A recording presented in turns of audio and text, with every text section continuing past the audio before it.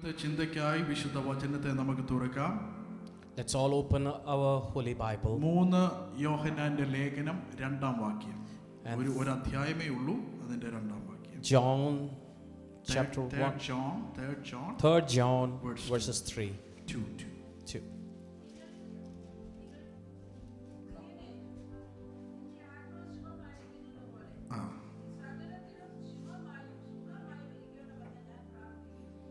Some can read in English.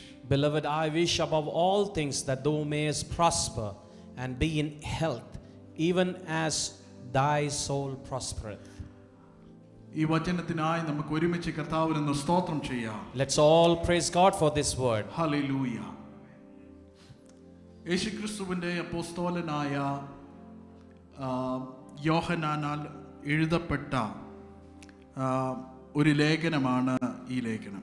And we can see this is the letter that the apostle John wrote it. കഷ്ടാനുഭവങ്ങളുടെ യേശുക്രിസ്തുവിന്റെ കഷ്ടാനുഭവങ്ങളുടെ കൂട്ടാളി, തൻ്റെ മാറോട് ചേർന്നിരുന്ന താൻ സ്നേഹിച്ച ശിഷ്യൻ, സ്നേഹത്തിൻ്റെ അപ്പോസ്തലനൊക്കെ എന്നറിയപ്പെടുന്ന നാമകരണം ചെയ്യപ്പെടുന്ന ഒരു ശിഷ്യനായിരുന്നു യോഹന്നാൻ. And this John was always close to Jesus, and he is also known as the love apostle. പുതിയ നിയമത്തിൽ യോഹന്നാൻ ഒരു സുവിശേഷം എഴുതിയിട്ടുണ്ട്, അതുപോലെ തന്നെ 3 ലേഖനങ്ങൾ എഴുതിയിട്ടുണ്ട്, അതുപോലെ തന്നെ പുതിയ നിയമത്തിൽ പ്രവചന പുസ്തകമായ വെളിപ്പാടും യോഹന്നാൻ എഴുതിയിട്ടുണ്ട്. And John has written the gospel and 3 letters and the revelation too. അപ്പോൾ ഈ 3 ലേഖനങ്ങൾ എന്ന് പറയുന്നത് ദൈവസഭയെ സംബന്ധിച്ച് വളരെ പ്രാധാന്യമുള്ള ലേഖനങ്ങളാണ്. With respect to the church, these 3 letters are very important that John wrote. 3 വ്യക്തികളെ കുറിച്ചാണ് 3-ാം ലേഖനത്തിൽ യോഹന്നാൻ വെളിപ്പെടുത്തുന്നത്. And we can see that he is opening up 3 different personalities in his chapter. അതിൽ നമുക്കറിയാം ഈ ലേഖനത്തിന് ആകെ 15 വാക്യങ്ങളേ ഉള്ളൂ. And we can see there's only 15 verses in this. 3 characters, 3 വ്യക്തികളെ യോഹന്നാൻ പരിചയപ്പെടുത്തുക. And there are 3 different characters that he is opening up. അതിൽ ഒന്നാമത്തെ വ്യക്തിയുടെ പേര് ഗായോസ് എന്നാണ്. And the first one is Gaius. 1 മുതൽ 8 വരെയുള്ള വാക്യത്തിൽ നമുക്ക് ആ വ്യക്തിയെക്കുറിച്ച്, ആ ചെറുപ്പക്കാരനെ കുറിച്ച് കാണാം. Verses 1 till 8 we can read about this young man. രണ്ടാമത്തെ വ്യക്തിയെക്കുറിച്ച് അതിന്റെ 9-ാമത്തെ വാക്യത്തിൽ നമുക്ക് കാണാം. അദ്ദേഹത്തിന്റെ പേര് ദിയോത്രഫേസ് എന്നാണ്. And on the 9th words we see there's another personality called Diotrephes.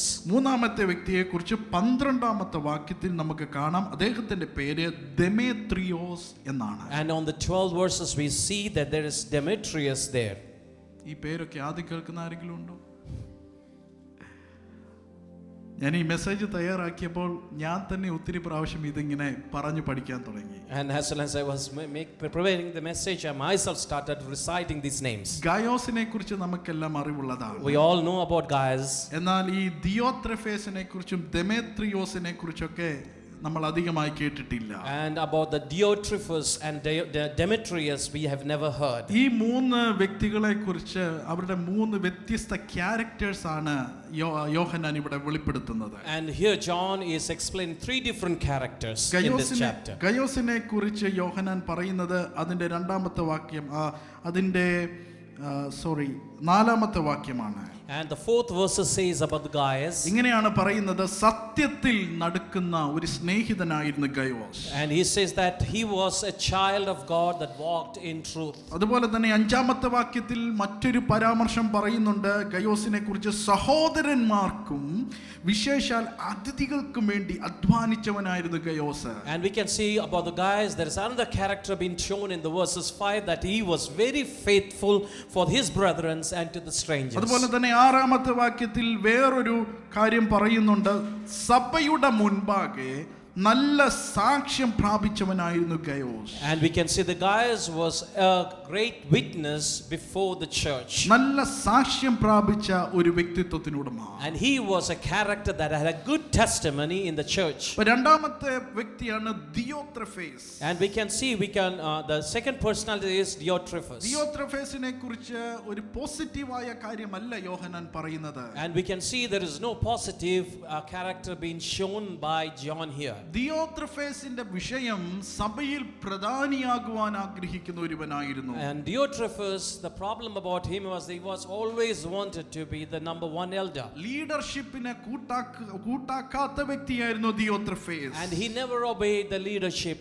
അതുകൊണ്ട് തന്നെ അതിന്റെ 10-ാം വാക്യത്തിലൊക്കെ യോഹന്നാൻ ഇങ്ങനെയാണ് പറയുന്നത്, സ്തോത്രം, അവൻ സഹോദരന്മാരെ കൈക്കൊള്ളാതിരിക്കുക മാത്രമല്ല, മനസ്സുള്ളവരെ സഭയിലേക്ക് വരാതിരിക്കാൻ അവരെ നിരോധിക്കുകയും കൂടെ ചെയ്യുകയാണ്. And he is saying that he was not only disobeying the people, but he was even stopping people to come to the church. അതിനുശേഷം ഗയോസിനോട് യോഹന്നാൻ പറയുന്നു, ഗയോസേ, പ്രിയനെ, നന്മയല്ലാതെ തിന്മ നീ അനുകരിക്കരുത്.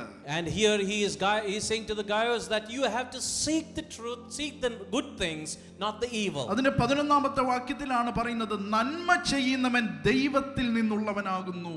And in the 11th verses is that the one who followeth the good is from God. തിന്മ ചെയ്യുന്നവനോ അവൻ ദൈവത്തെ കണ്ടിട്ടില്ല. And the one who does the evil has not seen God. അപ്പം ദിയോത്രഫേസ് ഒരു നെഗറ്റീവ് ക്യാരക്ടർ ആണ്. And we can see Diotrephes is a negative character. മൂന്നാമത്തെ character ആണ് ദെമേത്രിയോസ്. And on the third character is Demetrius. ദെമേത്രിയോസിനെ കുറിച്ച് പറയുന്നത് ഇങ്ങനെയാണ്, സത്യത്തിൽ അവൻ നല്ല സാക്ഷ്യം പ്രാപിച്ചവൻ. According to the Demetrius, it says that he was a good report person. ഇങ്ങനെയാണ് English പരിഭാഷയിൽ he was well spoken by everyone. എല്ലാവരാലും നല്ല സാക്ഷ്യം പ്രാപിച്ചവനായിരുന്നു Demetrius. We can see about the Demetrius, we read that he had got good report from all the men that he was. ഏത് കാലഘട്ടത്തിലും ദൈവസഭയിൽ ഈ 3 characters ഉണ്ട്. In every age these 3 different characters arrive. ഗയോസുമാരുണ്ടാകും.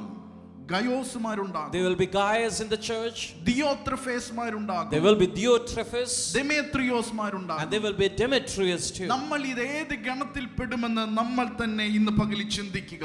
Today we have to think that on what level, on what character we are. അപ്പോൾ ഗയോസിനോട് യോഹന്നാൻ പറയുകയാണ്, And to the Gaius, John is saying, പ്രിയനേ, നിന്റെ ആത്മാവ് ശുഭമായിരിക്കുന്നത് പോലെ നീ സകലത്തിലും ശുഭമായും സുഖമായും ഇരിക്കണമെന്ന് ഞാൻ പ്രാർത്ഥിക്കുന്നു. And I pray that your life and your soul should be in peace.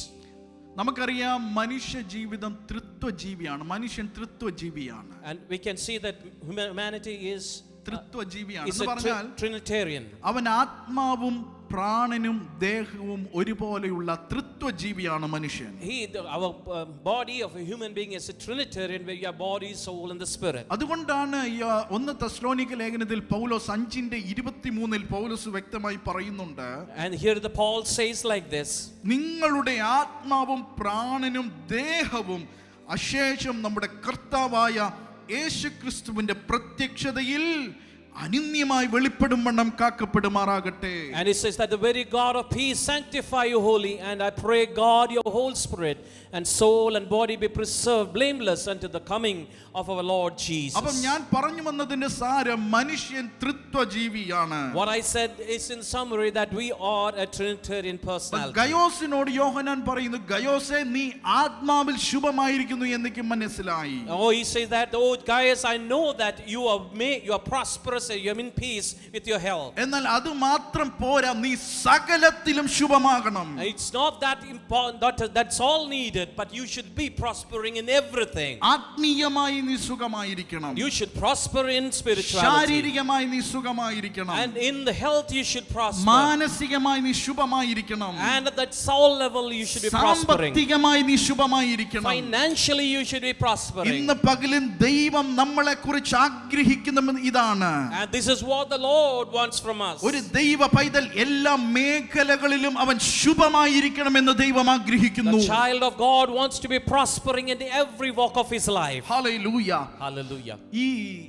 ഈ കാലഘട്ടത്തിൽ എങ്ങനെ ഈ പ്രോസ്പെരിറ്റി എന്ന് പറയുന്നത് ഭയങ്കര അലർജി പിടിച്ച വാക്കായി പലരും കാണുകയാണ്. And most of the people they feel allergy about the word prosperity. പ്രിയരേ, ഞാൻ പ്രോസ്പെരിറ്റി തിയോളജി പറയുകയല്ല. I am not speaking the prosperity theology. ദൈവം ആഗ്രഹിക്കുന്നത് നമ്മൾ എല്ലാ മേഖലകളിലും ശുഭമായിരിക്കണമെന്നാണ്. The Lord wants us to be blessed in every walk of life. നമ്മൾ പലരോടും പറയത്തില്ലേ, God bless you abundantly എന്ന് പറയത്തില്ലേ? We always say to the people when we meet that God bless you abundantly. abundantly. സമൃദ്ധിയായി ദൈവം നിങ്ങളെ അനുഗ്രഹിക്കുമെന്ന് പറയത്തില്ല. We say that Lord God bless you abundantly. ദൈവത്തിന്റെ ഒരു ഇഷ്ടമാണ് നമ്മൾ അനുഗ്രഹിക്കപ്പെടുക എന്നുള്ളത്. It is God's liking or it's a will that we should be blessed. നമ്മൾക്ക് ഒരു വീട്, നല്ല വീട് ലഭിച്ചാൽ നമുക്ക് ഇഷ്ടമാണ്.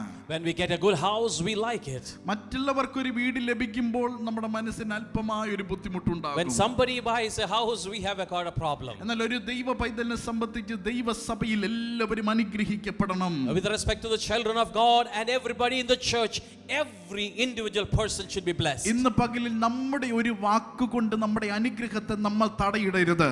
Never with your words that the blessing that is on you should not be stopped. നമ്മുടെ ചിന്താഗതി കൊണ്ട് നമ്മളുടെ അനുഗ്രഹത്തെ നമ്മൾ തടയിടരുത്. With respect to our thoughts, we should not stop the blessing that's coming on to us itself. ആ പ്രോസ്പെറിന്റെ വാതിലിനെ നമ്മളായി കൊട്ടി അടയ്ക്കരുത്. We should never close the door of the prosperity that comes to you. നിങ്ങൾ അനുഗ്രഹിക്കപ്പെടണമെന്ന് തന്നെയാണ് ദൈവം ആഗ്രഹിക്കുന്നത്. God really wants you that you should be blessed. വചനവും അതാണ് വ്യക്തമാക്കുന്നത്. The word says too like that. നോക്കിക്കേ, ഗയോസിനോട് പറയുന്നു, ഗയോസേ, To the Gaius he speaks, നീ എല്ലാ മേഖലകളിലും ശുഭമായിരിക്കും. you should be prosper in every life walk of life. എങ്ങനെയാണ് ആത്മാവിൽ ശുഭത ലഭിക്കുക? How do you prosper in your health? ദൈവത്തെ കർത്താവെന്ന് വായ്കൊണ്ട് ഏറ്റു പറയുമ്പോൾ, When you confess yourself the Lord and Savior, കർത്താവിനെ സ്വന്തം രക്ഷിതാവായി സ്വീകരിക്കുമ്പോൾ, when you accept the Lord and Savior Jesus, നമ്മുടെ ആത്മാവിന് ശുഭത ലഭിക്കുകയാണ്. and we will prosper in our spirit. എങ്ങനെയാണ് നമ്മുടെ ദേഹിക്ക് ശുഭത ലഭിക്കുന്നത്? How does our soul prosper? 2 കൊരിന്ത്യർ 10 അധ്യായം അതിന്റെ 5 വാക്യം, 2 Corinthians chapter 2 verses 10 verse 5. 10 verses 5. ഇങ്ങനെയാണ് വായിക്കുന്നത്, അവയാൽ ഞങ്ങൾ സങ്കല്പങ്ങളെ ദൈവത്തിന്റെ പരിജ്ഞാനത്തിന് വിരോധമായി പൊങ്ങുന്ന എല്ലാ ഉയർച്ചയും ഇടിച്ചു കളഞ്ഞ് ഏത് വിചാരത്തിലും ക്രിസ്തുവിനോടുള്ള അനുസരണത്തിനായി പിടിച്ചടക്കിയിരിക്കുന്നു. It says they're casting down all the imaginations, every high thing that exalteth itself against the knowledge of God, and bringing into captivity every thought of obedience of Christ. എപ്പോഴാണ് ദേഹിക്ക് ശുഭത ലഭിക്കുന്നത്? When do you get the soul being prospering? നമ്മുടെ മനസ്സിനെ നിയന്ത്രിക്കുമ്പോൾ, When we control our mind, നമ്മുടെ വികാരങ്ങളെ നിയന്ത്രിക്കുമ്പോൾ, when we control our being, നമ്മുടെ ദേഹിക്ക് ശുഭത ലഭിക്കുന്നു. the soul is in peace. സങ്കീർത്തനം 103 17 18 നമുക്കൊന്ന് വായിക്കണേ. Let us all read Psalms 103. എപ്പോഴാണ്, എങ്ങനെയാണ് ദൈവത്തിന്റെ ശുഭത നമ്മൾ വെളിപ്പെടുന്നത്? How does the God's peace or prosperity comes into our life? സങ്കീർത്തനം 103 17 നമുക്ക് ഇങ്ങനെയാണ് വായിക്കുക. And this is what we read in the verse 17. യഹോവയുടെ ദയയോ എന്നും എന്നേക്കും തന്റെ ഭക്തന്മാർക്കും അവന്റെ നീതി മക്കളുടെ മക്കൾക്കും ഉണ്ടാകും. അടുത്ത വാക്യം, യെസ്. പ്രിയരെ, എപ്പോഴാണ് നമ്മളിൽ ശുഭത വെളിപ്പെടുക? When do we have this peace or prosperity? എപ്പോഴാണ് നമ്മൾ അനുഗ്രഹിക്കപ്പെടുക? How, when and where we will be blessed? വചനം വ്യക്തമാണ്. The word says clearly, അവന്റെ വചനത്തെ പ്രമാണിക്കുമ്പോൾ, the one who follows the word അവന്റെ of God, നിയമത്തെ പ്രമാണിക്കുമ്പോൾ, and when we follow his promise, അവന്റെ കൽപ്പനകളെ ഓർത്താചരിക്കുമ്പോൾ, and when we obey his commandments, ദൈവത്തിന്റെ അനുഗ്രഹം നമ്മിൽ വെളിപ്പെടുവാനിടയായി തീരും. God's promises will be opened up in our life. ആ അനുഗ്രഹം ഒരു ജനറേഷൻ കൊണ്ട് നിൽക്കില്ല. And that blessing will not finish with one generation. അതാണ് 17 വാക്യത്തിൽ നമ്മൾ വായിച്ചത്. That's the reason we read in verse 17. യഹോവയുടെ ദയയോ But the mercy of the Lord, എന്നും എന്നേക്കും തന്റെ ഭക്തന്മാർക്കും, it is for everlasting to everlasting upon those who fear him, അവന്റെ നീതി മക്കളുടെ മക്കൾക്കും ഉണ്ടാകും. and his righteousness to the children, to the children. ദൈവത്തിന്റെ നീതി, ദൈവത്തിന്റെ ദയ, ദൈവത്തിന്റെ വിശ്വസ്തത അത് തലമുറ തലമുറയായി കൈമാറ്റപ്പെടുന്നതാണ്. We can see that the mercy and the faithfulness and the promise of the Lord will be transferred from generations to generations. Hallelujah, Hallelujah. Hallelujah. ഇന്ന് പകലിൽ പെന്തക്കോസ്ത് കുടുംബത്തിൽ ജനിച്ചതുകൊണ്ടോ, Because you were born in a Pentecostal family, Pentecost പാരമ്പര്യം നിങ്ങൾക്കുണ്ടതുകൊണ്ടോ, if you have a tradition of Pentecostal with you, നിങ്ങൾ ദൈവത്താൽ അനുഗ്രഹിക്കപ്പെടില്ല. you will never be blessed by God. ഇന്ന് പകലിൽ ഒറ്റ കാര്യമേ ഉള്ളൂ, ദൈവത്താൽ അനുഗ്രഹിക്കപ്പെടാൻ. There is only one thing that if you want to be blessed, അവന്റെ നിയമത്തെ പ്രമാണിക്കുക. you have to obey his covenant. Hallelujah. അവന്റെ നിയമത്തെ ഓർത്താചരിക്കുക. And you should remember the covenant and obey him. അങ്ങനെയുള്ള കുടുംബ കുടുംബങ്ങൾക്ക് ഞാൻ ഒരു ഉറപ്പ് തരാം. And to those families and individuals, I can give you one promise. അങ്ങനെയുള്ള വ്യക്തികൾക്ക് ഒരു ഉറപ്പ് തരാം. And I can give you to the individuals a promise. നിങ്ങൾ അനുഗ്രഹിക്കപ്പെടാതെ പോകില്ല. You will never go away without the blessing. ഏത് പ്രതിസന്ധിയുടെ നടുവിൽ നീ ചെന്നുപെട്ടാലും, However you trials and tribulations you become, അവന്റെ നീതി നിന്റെ മേൽ ഉണ്ടാകും. His righteousness will be surely on അത് you. സമയത്ത് വെളിപ്പെട്ടു വന്നിരിക്കും. And it will be coming and opened up at the right time. വിശ്വസിക്കുന്ന എത്ര ദൈവമക്കളുണ്ട്? കർത്താവിന് സ്തോത്രം ചെയ്യാം. How many of you will believe? Let us praise God. Hallelujah. Hallelujah. മത്തായിയുടെ സുവിശേഷം 7-ാം അധ്യായം 24-ാമത്തെ വാക്യം ഒന്ന് വായിക്കാം. Matthew 7:27 we read like this. നമുക്ക് ഒത്തിരി പരിചിതമുള്ള വാക്യമാണ്. And this is the word that we all know. അവിടെ നമ്മൾ കാണുന്നു, രണ്ട് വീടുകളെ കുറിച്ച് കാണുകയാണ്. There are about two houses we read like that. പ്രിയരെ, നിങ്ങളുടെ അറ്റൻഷൻ ഞാനൊന്ന് I ക്ഷണിക്കുകയാണ്. seek your attention now. ഒരു പിതാവിന് രണ്ട് മക്കളുണ്ട്. Two sons were there for a father. സ്തോത്രം. ഇതൊരു ഇമാജിനേഷൻ ആണ്. This is an imagination. ആ അപ്പൻ തന്റെ മക്കൾക്ക് വീട് പണിയുവാൻ കുറച്ച് പണം കൊടുക്കുന്നു. And the father gave some money to his children to build a house. ചിന്തിക്കുക, ഒരു 10 ലക്ഷം കൊടുത്തെന്ന് വിചാരിക്കുക. Just imagine that they were about 10 lakhs been ഈ given. കാലഘട്ടത്തിൽ 10 ലക്ഷം കൊണ്ടൊന്നും വീടെന്തെങ്കിലും നിങ്ങൾ ചിന്തിക്കുക. And in this moment you will never be able to build a house in 10 lakhs, but you just think about it. എന്നിട്ട് തന്റെ സ്ഥലവും അവർക്ക് വിട്ടുകൊടുത്തു. And he gave the land to. അവരോട് പറഞ്ഞു, നിങ്ങൾ പോയി വീട് പണിതു. And said, you just go and build a house. 10 ലക്ഷം രൂപയും കൊടുത്തു. And he gave 10 lakhs. മൂത്തവൻ ചെന്ന് വീട് പണി ആരംഭിച്ചു. And the elder one started building. അവൻ ചെന്ന് നോക്കിയപ്പോൾ ഇത് ഭയങ്കര ചതുപ്പ് നിലമാണ്. And when he said that it was clay ground. അവന് മനസ്സിലായി, ഇവിടെ നല്ല ഫൗണ്ടേഷൻ ഇല്ലെങ്കിൽ എൻ്റെ വീട് നിൽക്കില്ല. And he understood that if there is no foundation being built properly, my house will be fallen. അതുകൊണ്ട് അവൻ ചെയ്തത് നല്ല ഫൗണ്ടേഷൻ ഇടാൻ അവൻ ആരംഭിച്ചു. And for that he started building a good foundation. നല്ലവണ്ണം കുഴിയെടുക്കാൻ തുടങ്ങി. And he started building to build a house. He started building a നല്ല foundation. പാറ കാണുന്നിടം വരെ അവൻ കുഴി വെട്ടി. And he started building, preparing the foundation until he saw a stone. അവിടെ നിന്ന് അവൻ ഫൗണ്ടേഷൻ കെട്ടിപ്പൊക്കാൻ തുടങ്ങി. And from that pit he started building the foundation. അതിന് തന്നെയായി അവൻ ഒത്തിരി പണം. And he had a lot of money that spent for that itself. Foundation തീർന്നപ്പോൾ അവന് പിന്നെ അത് പൂർത്തീകരിക്കാൻ അവന്റെ കയ്യിൽ പണമില്ല. As soon as the foundation finished, he didn't have money to fill it up or to make the rest of the house. ഇതെല്ലാം കണ്ടു നിന്ന ഒരു അനിയൻ ഉണ്ടായിരുന്നു. There was a younger boy or younger brother who was just seeing and waiting for it. ഇവൻ അവിടെ നിന്ന് പറഞ്ഞു, എൻ്റെ ചേട്ടൻ എന്നാ മണ്ടനാണ്. And he said he stood there and said, how foolish is my brother. ഇവൻ ഇത്രമാത്രം ഫൗണ്ടേഷൻ എടുക്കേണ്ട കാര്യം എന്താണ്? Why did he put those money in the foundation? അതുകൊണ്ട് ചെറുക്കൻ ചിന്തിച്ചു, And the younger boy thought, ഞാൻ വലിയ ഫൗണ്ടേഷൻ ഒന്നും പോകുന്നില്ല. I am not going for any foundation. എനിക്ക് എൻ്റെ വീട് മനോഹരമായി തീർക്കണം. I just only want my house to be built beautifully. അതുകൊണ്ട് അവൻ ചെയ്തത് ചെറിയൊരു ഫൗണ്ടേഷൻ ഇട്ട് അവൻ പണി തുടങ്ങി. And he put a small foundation. He started building it up. അങ്ങനെ പണി തുടങ്ങി. അവന്റെ കേറി താമസമായി. And he went and he even inaugurated and he started staying there. അവരെ എല്ലാം വിളിച്ചു. And he called everybody. എല്ലാവരും വന്ന് ഇവന്റെ കേറി താമസത്തിന് കൂടുകയാണ്. And he came for the dedication day and he started inviting everybody. നോക്കുമ്പോൾ പണി തീരാത്തൊരു വീട് അവിടെ കിടക്കുന്നു. And always he saw, all the people saw there was another house that was not been built. പുറമേ ഒന്നും പെയിന്റ് ഒന്നും അടിച്ചിട്ടില്ല. There is no paint being done there. നല്ലവണ്ണം ഒന്നും തേച്ചിട്ടൊന്നുമില്ല. And it was not really concreted. അവർ പറഞ്ഞു, ഇതാരുടെ വീടാണ്? And he said, people said, whose house is this? ചെറുക്കൻ പറഞ്ഞു, എൻ്റെ ചേട്ടന്റെ വീടാ. And this younger one said, oh, that is my elder brother's house. അവന്റെ ബുദ്ധി എന്തോ തിരിഞ്ഞു പോയി, അതുകൊണ്ട് അങ്ങനെ കിടക്കുന്നു. Somehow his mind is upset now. Right now he's like that. That's the reason. എല്ലാവരും അവനെ നോക്കി ചിരിച്ചു. Everybody looked at the elder brother and laughed. അവനെ കളിയാക്കി. And they were put to shame. എന്നാൽ ഇവന്റെ വീടോ ഒത്തിരി മനോഹരമായിരിക്കുന്നു. And we can see that the younger one's house was beautiful enough. എല്ലാവരും ഒന്ന് നോക്കിയാൽ അട്രാക്റ്റീവ് ആകുന്ന ഒരു വീട്. And there is a house that everybody sees it is attractive enough. എല്ലാവരും ഇവനെ കൺഗ്രാറ്റുലേറ്റ് ചെയ്യാൻ തുടങ്ങി. And everybody started congratulating the younger one. നീയാണ് യഥാർത്ഥ ഒരു ദൈവ പൈതൽ. And you are the real child of God. കാരണം നിന്റെ ജീവിതത്തിൽ അങ്ങ് ബ്ലെസ്സിംഗ് വന്നു കൂടുക. Oh, see that how blessings are coming across to your life. അങ്ങനെ എല്ലാവരും അവനെ അപ്രീഷിയേറ്റ് ചെയ്തു. And everybody started appreciating. അങ്ങനെ ഒരു ദിവസം ദിവസം And one day, അസാധാരണമായ മഴ പെയ്യാൻ തുടങ്ങി. extraordinary rain started coming in. മഴ നിൽക്കുന്നില്ല. And that rain didn't stop. അതാ നമ്മൾ വചനം വായിക്കുന്നത്. That's what we read in the word. മഴ ചൊരിഞ്ഞു. Rain descended. നദികൾ പൊങ്ങി. The floods came and rain descended. കാറ്റടിച്ചു. The winds blew. അതാ വീട്ടിന്മേൽ അലച്ചു. And it beat the house. നോക്കിക്കേ, ലോകത്തിന്റെ മുൻപിൽ അട്രാക്റ്റീവായ വീട് നിലംപൊത്തി. And we can see this attractive house went down. മറ്റുള്ളവരുടെ മുൻപിൽ നല്ലതെന്ന് പറഞ്ഞ വീട് നിലംപൊത്തി. And we can see those people who said that it was beautiful indeed, it had a great fall. മറ്റുള്ളവരുടെ മുൻപിൽ അട്രാക്റ്റീവ് അല്ലാതിരുന്ന വീട്. Oh, this is a house that was not attractive. ആ വീടിന്റെ മേലും ഈ വൻമഴ പെയ്തു കേട്ടോ. And we can see the rain descended on that house that was not built. ആ വീടിന്റെ മേലും കാറ്റടിച്ചു കേട്ടോ. Oh, you should know that in that house also the wind blew. എന്നാൽ ആ വീട് പാറമേൽ പണിതതാകയാ. Because that house was built on the rock. ആ വീടിനെ തകർക്കാൻ ആ വൻമഴയ്ക്ക് കഴിഞ്ഞില്ല.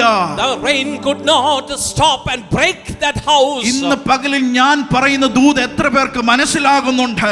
Let me tell you how many people believe and understand the message. നിന്റെ ഫൗണ്ടേഷൻ വചനത്തിലാണെങ്കിൽ, if your foundation is on the word, നിന്റെ ഫൗണ്ടേഷൻ ഈ ലോഗോസിലാണെങ്കിൽ, if your foundation is on the logos, വൻമഴ പെയ്താലും, if it is the rain descend, പ്രതിസന്ധികൾ ആഞ്ഞടിച്ചാലും, if the tribulations come across, കാറ്റുകൾ നിന്റെ ജീവിതത്തിന്റെ പടകിന് നേരെ ആഞ്ഞടിച്ചാലും, if the wind blows against your ship, കുഞ്ഞേ നീ വീഴില്ല. you will never fall. കാരണം നിന്റെ ഫൗണ്ടേഷൻ ക്രിസ്തുവാകുന്ന പാറയ്ക്കുടെ ഉള്ളിലാണ്. Because your foundation is in Jesus Christ the stone. ഇന്ന് പകലിൽ ആത്മാവിൽ ഞാൻ നിങ്ങൾക്ക് ദൂത് കൈമാറുന്നു. Today I pass on the words and the message in the spirit. മറ്റുള്ളവരുടെ മുൻപിൽ നീ അട്രാക്റ്റീവ് ആകണമെന്നില്ല. It doesn't mean that you have to be attractive before people. എന്നാൽ ഇന്ന് പകലിൽ വചനത്തിന് വേണ്ടി നിൽക്ക. You have to stand for the word. വചനത്തിന് വേണ്ടി നിൽക്ക. You have to stand for the word. വചനത്തെ പ്രമാണിക്കുന്നവനാക. You have to obey the word. നിന്നെ തകർക്കാൻ ഈ ദുഷ്ട പോരുകൾക്ക് കഴിയില്ല കുഞ്ഞേ. No devil will have the power to destroy you. വിശ്വസിക്കുന്ന ദൈവമക്കൾ ഇവിടെ ഇരിപ്പുണ്ടെങ്കിൽ കാരമടിച്ച് ശബ്ദമുയർത്തി ഇന്ന് പകലിൽ ദൈവത്തിന്റെ സ്തോത്രം കൊടുക്കുക. Oh Jesus. Hallelujah. ഉടബമ റമന ഹദനബ. Oh shakatuya rababa sendana. Hallelujah. Hallelujah. Hallelujah. Thank you Jesus. ഇവിടെ നോക്കിക്കേ, ഈ രണ്ട് പിള്ളേരും കേട്ടു വചനം. Both the sons heard the word. പിതാവിന്റെ വചനം രണ്ടുപേരും കേട്ടു. Both of them, they heard the word of the Father. 7:24 ഒന്നിട്ട് 24th verse.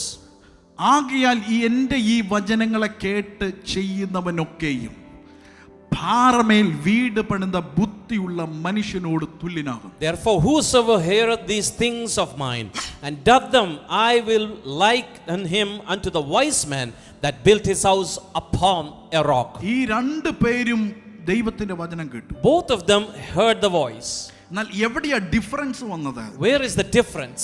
ഒരുവൻ കേട്ട് അനുസരിച്ചു. One obeyed by the word, ഒരുവൻ കേട്ട് അനുസരിക്കാതിരുന്നു. and the one who heard, he didn't obey.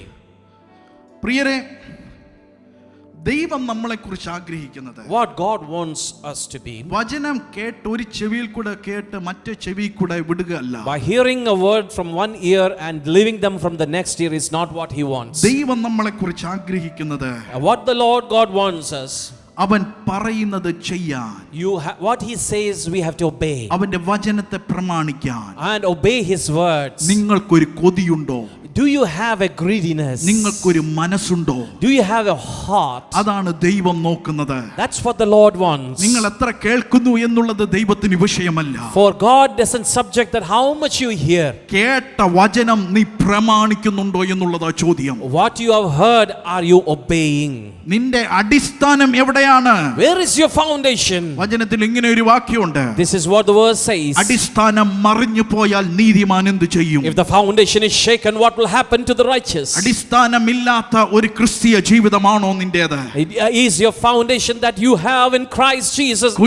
നീ ഒരു ഡേഞ്ചർ സോണിലാണ് നിൽക്കുന്നത്. If the foundation is not on the Christ, you are on the danger നീ ഒരു zone. ഡേഞ്ചർ സോണിലാണ് നിൽക്കുന്നത്. You are in the danger zone. വചനത്തെ പ്രമാണിക്കുന്ന, if the one who obeys the word, വചനത്തെ അനുസരിക്കുന്ന, the one who obeys and being obedient to the word, വചനത്തിന് വേണ്ടി ജീവൻ കൊടുത്തു നിൽക്കുന്ന, and the one who gives his life for the word. ഒരു തലമുറയെ ദൈവം അന്വേഷിക്കുന്നു. Oh, there is a generation that God seeks.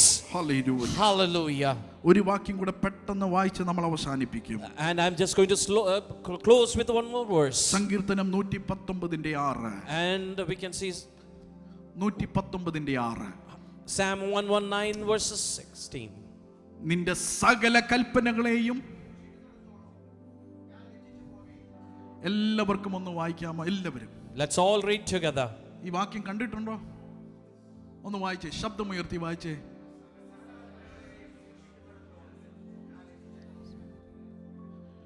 ഈ സൂക്ഷിക്കുക എന്ന് പറയുന്നതിൻ്റെ അർത്ഥം, പ്രിയരെ, നമ്മൾ എന്തെങ്കിലും ഒരു ഇമ്പോർട്ടൻ്റ് ഡോക്യുമെൻ്റ് അലമാരയ്ക്കകത്തെടുത്ത് വെച്ച് സൂക്ഷിക്കുന്നതല്ല ഇവിടെ പറയുന്നത്.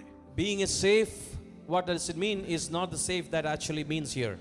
ഈ ഹീബ്രു വേർഡിൽ സൂക്ഷിക്കുക എന്ന വാക്കിന് കൊടുത്തിരിക്കുന്ന വാക്ക് നബാത്ത് എന്ന വാക്കാണ്. നബാത്ത്. And to be safe, the Hebrew word is called nabath. അതിൻ്റെ അർത്ഥം എന്ന് പറയുന്നത് to pay attention അല്ലെങ്കിൽ to consider എന്നാണ്. The meaning to that is to consider or to pay attention. അപ്പം ദൈവവചനത്തെ ഞാൻ സൂക്ഷിക്കുന്നു എന്ന് പറയുന്നത്, ദൈവവചനത്തെ ഞാൻ ദൈവവചനത്തോട് ഞാൻ അറ്റൻറ്റീവ് ആയിരിക്കുന്നു എന്നുള്ളതാണ്. And what does it mean by here safe is that I am attentive to the word of God. ദൈവവചനത്തെ ഞാൻ കൺസിഡർ ചെയ്യുന്നു എന്നുള്ളതാണ്. That means that I really consider the word of God. ദൈവവചനത്തെ കൺസിഡർ ചെയ്യുന്നവന്റെ പ്രത്യേകത എന്താണ്? What is that peculiarity about being considering the word of God? ലജ്ജിച്ചു പോകയില്ല. He will never be put to a shame. പ്രിയരെ, ഇവിടെ നമുക്ക് ഒരു റോൾ ഉണ്ട് കേട്ടോ. There is a role for us. എന്താണ് നമ്മുടെ role? What is the role that we should? ദൈവവചനത്തോട് അറ്റൻറ്റീവ് ആയിരിക്കുക. We have to be attentive to the word of God. ദൈവവചനത്തെ പ്രമാണിക്കുക. We have to obey the word of God. ദൈവവചനത്തെ അനുസരിക്കുക. We have to be obedient to the word of God. അങ്ങനെ ഒരു ക്രിസ്തീയ ജീവിതം നിങ്ങൾക്കുണ്ടെങ്കിൽ, And if you have a Christian life like that, വചനം വ്യക്തമായി പറയുന്നു, നീ ലജ്ജിച്ചു പോകയില്ല. the words clearly say that you will never be ashamed. കാരണം എന്താണ്? What is the reason? വചനം ജീവനാണ്. Because the word is life. വചനം ചൈതന്യമുള്ളതാണ്. Because life makes you increase your വൈദ്യുതിയുള്ള ഏത് soul. വാളിനേക്കാളും മൂർച്ചയേറിയതാണ്. And it is greater than the double-edged ഇന്ന് sword. പകൽ ദൈവത്തിന് എത്രമാത്രം പവർ ഉണ്ടോ അത്രമാത്രം പവർ ഈ ദൈവത്തിന്റെ വചനത്തിനുണ്ട്. Let me tell you how much is the power of God. It's the same word as the power indeed. അതാണ് യോഹന്നാനിൽ നമ്മൾ വായിക്കുന്നത്. And this is what we read in John. ആദിയിൽ വചനമുണ്ടായിരുന്നു. First the word was there. വചനം ദൈവത്തോട് The കൂടെയായിരുന്നു. word was with the Lord. വചനം ദൈവമായിരുന്നു. And the word was God. ഇന്ന് പകൽ ദൈവത്തിന് എത്രമാത്രം പവർ ഉണ്ടോ അത്രമാത്രം പവർ ഈ ദൈവത്തിന്റെ വചനത്തിനുണ്ടെന്ന്. And let me tell you how much is power is our God is having power. The same power is for his നീ words. ഉരുവിടുന്നത് ഒരു മാനുഷിക കൽപ്പനയല്ലെന്ന്. Today what you are saying is not a man commandment. സ്വർഗ്ഗത്തിൽ എന്നേക്കും സ്ഥിരമായിരിക്കുന്ന ദൈവത്തിന്റെ വചനം ഉരുവിടുമ്പോൾ ഇന്ന് പകലിൽ വചനം പറയുന്നു, കുഞ്ഞേ, നീ ലജ്ജിച്ചു പോകയില്ല. I'm telling you, this is the word that is steadfast in the heaven, and it is declaring you that you will be never be ashamed. വിശ്വസിക്കുന്ന ദൈവമക്കൾ വലം കരമുയർത്തി ശബ്ദമുയർത്തി ആ കർത്താവിന് സ്തോത്രം ചെയ്യാം. Oh, hallelujah. Hallelujah. Thank you, Jesus. ഇന്ന് പകലിൽ ദൈവവചനം ജീവനുള്ളതാണ്. The word of God is full of life. ഇന്ന് പകല് പ്രമാണിക്കാൻ ഒരു കൊതി നമ്മളിൽ ഉണ്ടാകട്ടെ. Oh, let us have a greediness to obey it. അതൊന്ന് വായിക്കാൻ ഒരു കൊതി ഉണ്ടാകട്ടെ. Let us have a greediness to read. അതനുസരിച്ച് നടക്കാൻ ഒരു കൊതി ഉണ്ടാകട്ടെ. And let us have a greediness to walk and to obey and walk. എന്റെ കുഞ്ഞെ, ഈ വചനം ഒരു സീഡാകട്ടോ. Oh, these verses are like a seed. ഒരു സീഡാണ്. And they are like a നിന്റെ seed. പ്രതിസന്ധി ഘട്ടത്തിൽ ഇത് പൊങ്ങി പുളച്ചു വരും. In the trials and tribulations, this seed will come across പ്രതിസന്ധി ഘട്ടത്തിൽ greater. ഈ വചനം നിന്നെ കാക്കും. In the troubles, it will take care of you. ഇന്ന് പകലിൽ വചനത്തോട് മറുതലിക്കരുത്. You should never go astray from the word of ഇന്ന് God. പകലിൽ കേട്ട് അത് വിടരുത്. And when you listen, you should never leave it alone. വചനത്തെ പ്രമാണിക്കുക. Oh, be obedient to the word of God.